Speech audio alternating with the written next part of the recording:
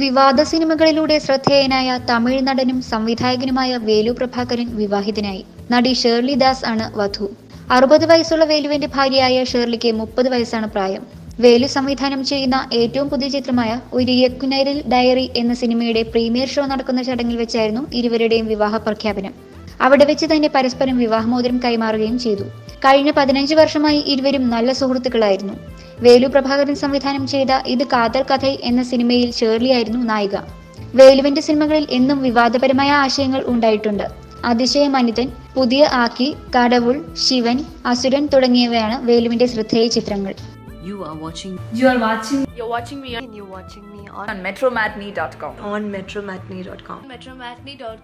metromatney.com. Subscribe for more videos. Subscribe for more videos. Subscribe here for more videos. Subscribe now. Thank you.